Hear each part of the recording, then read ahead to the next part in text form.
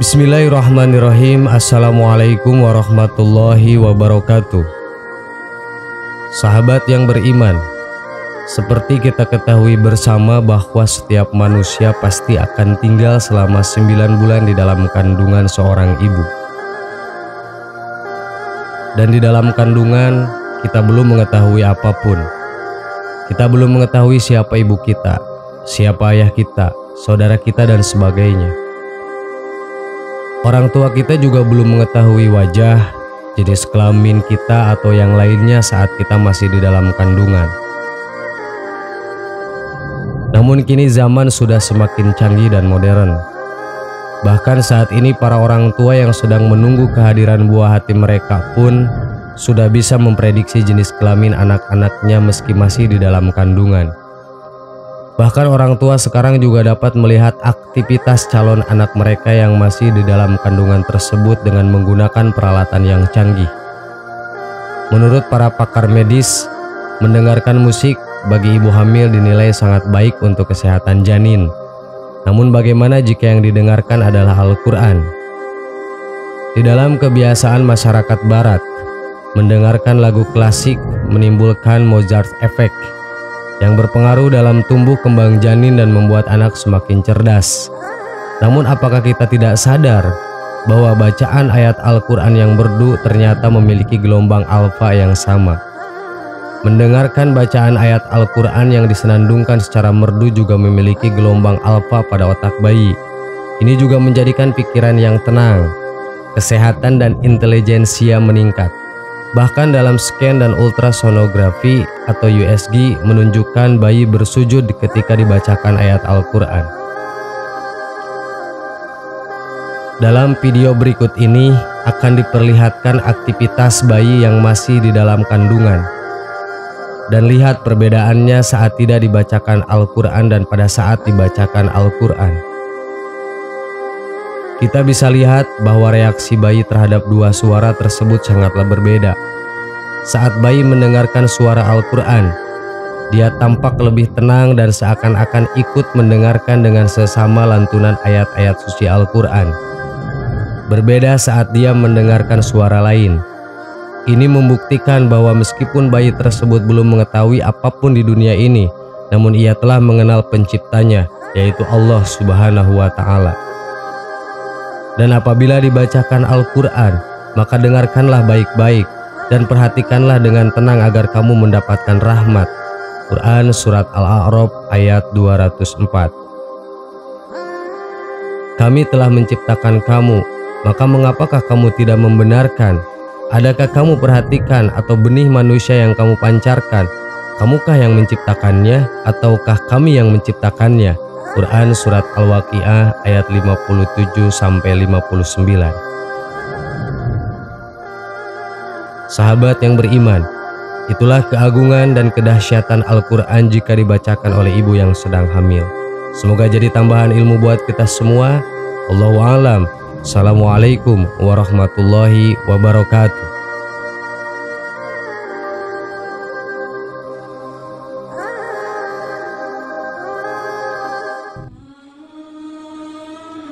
Bismillahirrahmanirrahim. Assalamualaikum warahmatullahi wabarakatuh.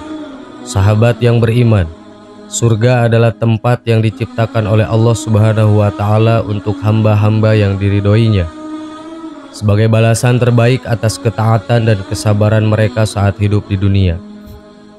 Di dalam surga ada berbagai kenikmatan serta kebahagiaan yang tiada sedikit pun kesedihan atau kesengsaraan di dalamnya.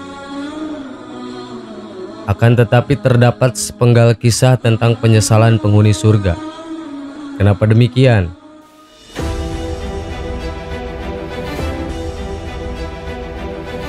Imam Tabrani dalam hadis Hasan Sahihnya pernah menulis sepenggal kisah tentang surga. Surga digambarkan mempunyai tingkatan-tingkatan yang luasnya setara langit dan bumi. Suatu kali setetes minyak harum dari seorang penduduk surga yang berada di atas jatuh menetes ke surga yang ada di bawahnya. Kejadian itu menghebohkan seisi surga yang ada di bawah. Aroma harum dari setetes minyak harum tersebut mengalahkan wangi-wangian seisi jagat di surga bawah itu.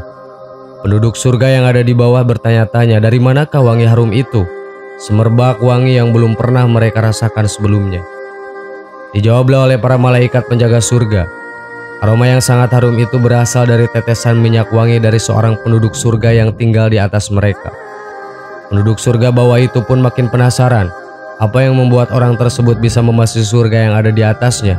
Betapa mulianya orang itu hingga ditempatkan di surga yang ada di bagian atas. Malaikat pun menjawab, amal ibadah si pemilik parfum itu pada dasarnya sama dengan orang-orang yang ada di surga bagian bawah.